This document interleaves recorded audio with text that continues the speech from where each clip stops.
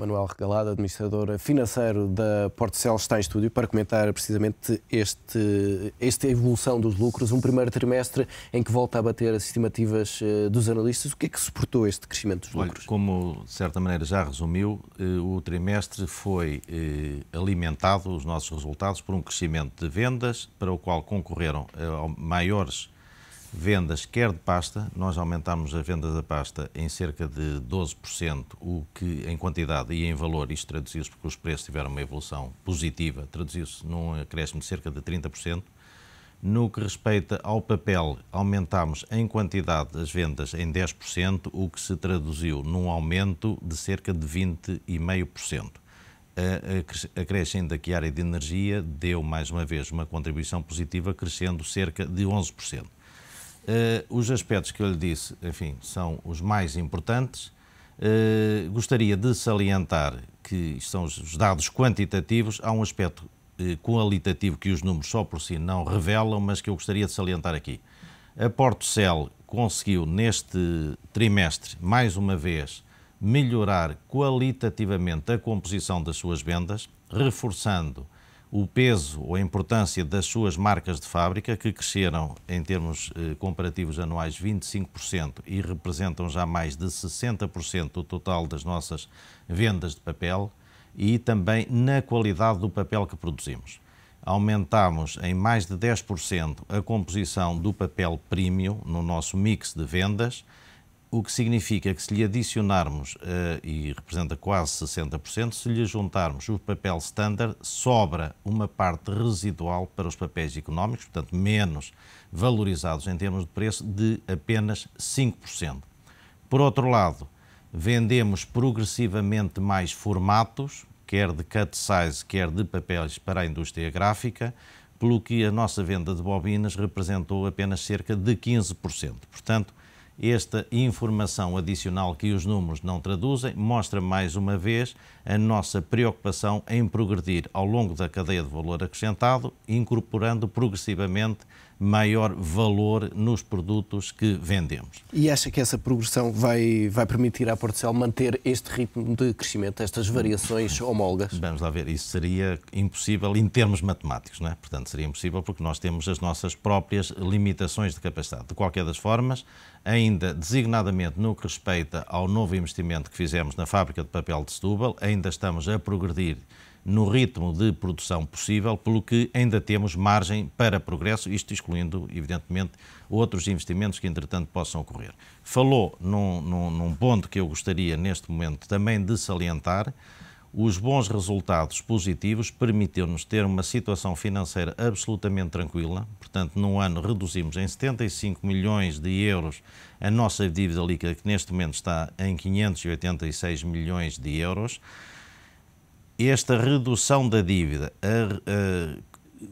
digamos, associada à melhoria dos nossos resultados, designadamente do EBITDA, faz com que o nosso rácio de dívida em relação ao EBITDA se tenha fixado em apenas 1,4, ou seja, num ano, por força destes dois fatores, portanto, melhoria de rentabilidade e redução da dívida, passámos de um rácio de 2,8 para 1,4, ou seja, melhoramos 50% a composição deste rácio. E não tem qualquer perspectiva de necessitar de financiamento? Não temos. Durante o corrente ano não temos necessidade nenhuma de recorrer ao mercado da dívida, porque estamos perfeitamente bem, quer em termos de rácios, quer, igualmente importante, em termos de liquidez, com amplas disponibilidades para fazer face aos compromissos de qualquer circunstância. A não ser que avance para o investimento projetado no Hemisfério Sul. Digamos, esse investimento está já a decorrer, designadamente em Moçambique, como temos tornado público. As exigências de capital requeridas são paulatinas. Não temos previsto, digamos, uma chamada, uma necessidade de um recurso maciço a financiamento ou a aplicação de financiamento, porque os investimentos têm uma cadência própria, que é demorada, porque tem que ser muito bem, digamos, ponderada em cada uma das suas fases. Portanto, esse aspecto não nos vai condicionar seguramente no decurso deste ano e provavelmente do próximo. Eu gostaria, se me permite, de salientar, porque penso que é importante, os dados da empresa são estes e são muito entusiasmantes para quem com ela mais diretamente se relaciona. acho que devem ser igualmente vistos como muito positivos pela contribuição que damos para a economia do país. Nós exportamos cerca de 97% da nossa produção para mais de 100 países, portanto isso é uma constância da nossa atividade e, portanto, é muito grato salientar neste momento que, de facto, num momento tão difícil em que muita gente está preocupada, digamos, com a sustentabilidade, nós damos uma contribuição fortíssima para a sustentabilidade das contas externas do país. Poderíamos ainda... Pegando na questão, na questão do país e, sobretudo, no prémio de risco que é atribuído ao país, sim. Isto porque hoje uma casa de investimento baixou precisamente a recomendação e o target que tem, sobretudo o target que tem para a Portcel, devido ao risco do país. A empresa está a ser penalizada por essa avaliação que se faz de Portugal. Desse ponto de vista das casas de investimento, evidentemente tem os seus critérios que não me vou pronunciar sobre eles. O nosso risco é o risco do mundo, não é o risco do país. Não é? Digamos, nós ao vendemos para mais de 100 países, efetivamente a nossa dependência do mercado nacional é pouco expressiva, portanto, porque, como eu referi, exportamos 97% das nossas vendas. Portanto, não é o risco do país que nós valorizamos, é a contribuição que nós damos dia a dia, mês a mês, trimestre a trimestre, para a diminuição do risco do país. Podemos dar mais, o setor das indústrias florestais, que neste momento já corresponde a cerca de 10% das exportações nacionais, dos quais 5%, metade, é imputável à fileira da pasta e do papel, pode ainda dar uma contribuição muito mais favorável, designadamente pela via de utilizarmos mais recursos nacionais.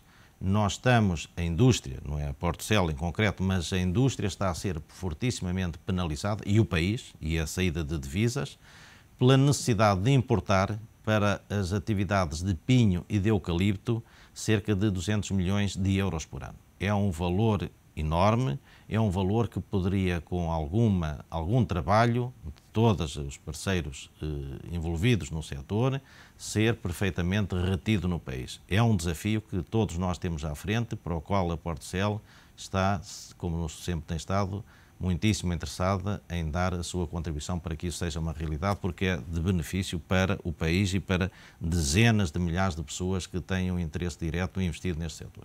Falava há pouco da grande exposição internacional das vendas Sim. da Portcel. Cerca de 25%, se não estou equivocado, das vendas são feitas em dólares. Preocupa-o a evolução do câmbio euro-dólar para os próximos meses? Preocupa-nos porque, efetivamente, cada vez que o euro se aprecia, portanto, há uma redução da nossa competitividade. Até agora, isso não se tem traduzido, digamos, de uma forma evidente das nossas contas, mas claro que seriam melhores se a paridade ou, a taxa de câmbio do euro relativamente ao dólar estivesse em valores mais, diria eu, mais próximos do normal e, designadamente, mais próximos do que estiveram durante o ano passado.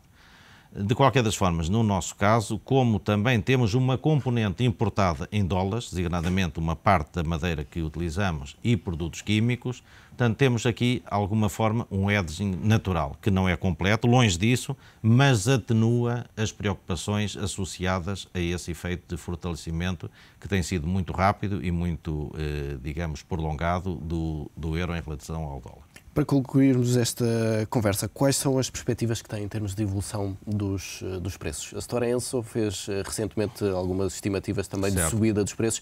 Acompanha essa visão? Digamos, a Portcel está no mercado, não é? E, portanto, nós procuramos situar-nos dentro do que são as possibilidades de vender de acordo com o que o mercado nos permite. Portanto, durante este trimestre passado, os preços estiveram bastante estáveis, quer na pasta, quer no papel. Eu, pessoalmente, não espero movimentos, e designadamente não espero movimentos bruscos de alteração. As economias estão a crescer a um ritmo, apesar de tudo, interessante, a dos Estados Unidos mais do que a Europa, mas as principais economias para onde exportamos estão a crescer a um ritmo interessante, o que, naturalmente, deverá permitir uma sustentação dos preços. Mas, digamos, a nossa via é preocupar-nos principalmente com aquilo que mais depende de nós, e o que mais depende de nós é sermos cada vez mais eficientes, é cada vez termos uma presença mais empenhada no mercado, é cada vez valorizarmos mais os fatores de que depende a nossa competitividade. Os preços são, digamos, um add-on, são digamos, um aspecto muito importante, mas que efetivamente está para além da nossa vontade e, portanto, não é sobre isso que nós temos o essencial das nossas preocupações. Manuel Regalado, muito obrigado pela presença neste Fecho de Contas.